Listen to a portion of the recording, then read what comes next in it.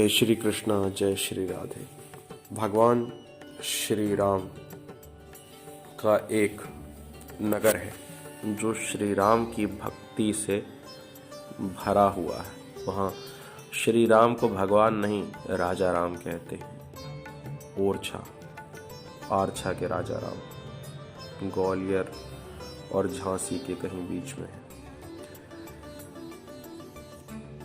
वहां राम को भगवान नहीं राजा राम कहते हैं, राम राजा।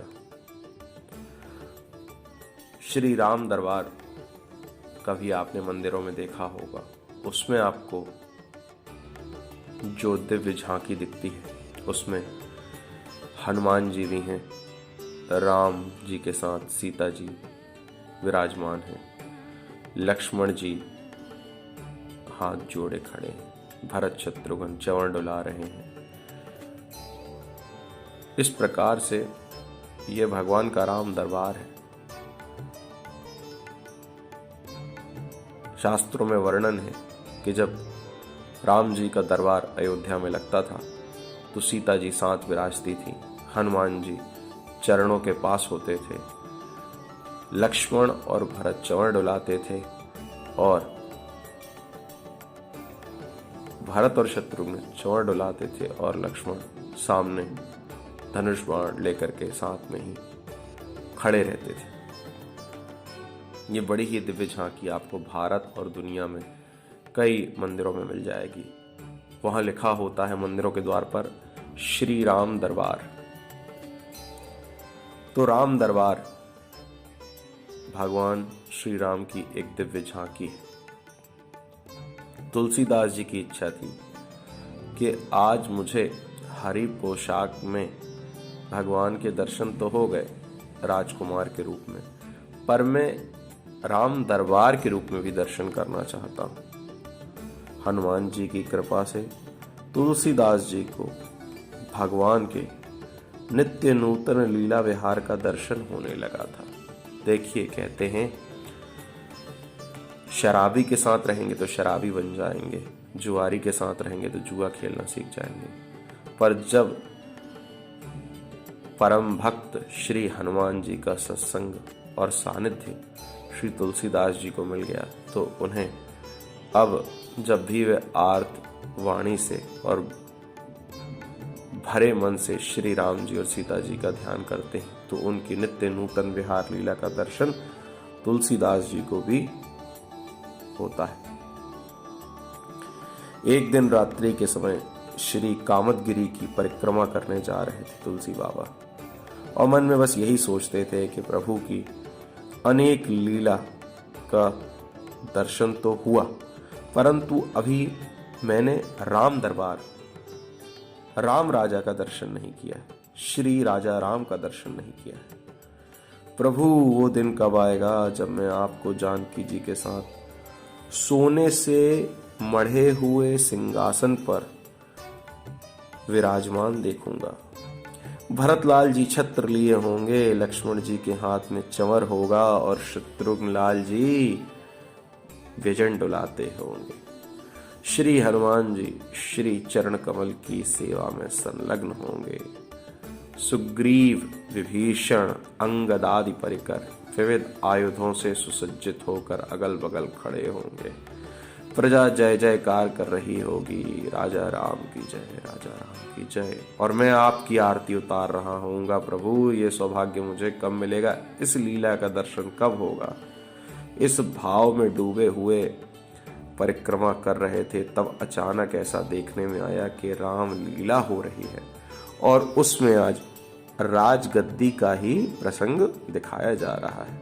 तो भैया रामानंद सागर जी की रामायण बड़ी ही पूजनीय है और हमने बचपन में देखी है।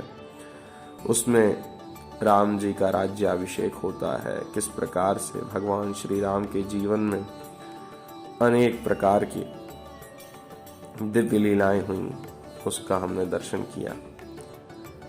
हमारे समय में टीवी थी, पुराने समय में रामलीला हुआ करती थी।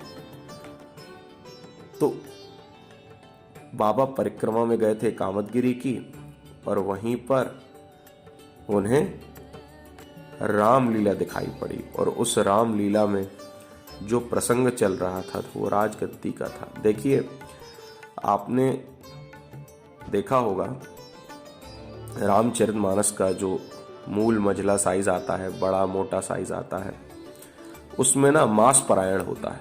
मास पारायण का अभिप्राय है 1 महीने का। उसमें विश्राम होता है, प्रतिदिन का विश्राम, और महीने का मास पारायण कहा जाता है। उसमें किसी दिन श्री राम का जन्म होता है उस मास पारायण में। कभी भगवान शिक्षा के लिए गुरुकुल जाते हैं, कभी बड़े होके आते हैं तो बाल लीलाएं करते हैं। तो इस प्रकार से उसे पढ़ते हुए लोग मास पारायण पूरा करते हैं। इस प्रकार से एक एक प्रसंग होता है। आज कामदगिरी पर्वत के पास जब तुलसी बाबा भगवान श्री राम के दरबार की, राजा राम के दरबार के दिव्य दर्शन की इच्छा करते हैं, उसी समय उन्हें वहां पास ही रामलीला होती दिखाई देती है। और उसमें प्रसंग कौन सा चल रहा है? बोले राजगद्दी का ही प्रसंग दिखाया जा रहा है। मन में जो जो भाव उठे थे वे सब साकार दिखाई हो रहे थे।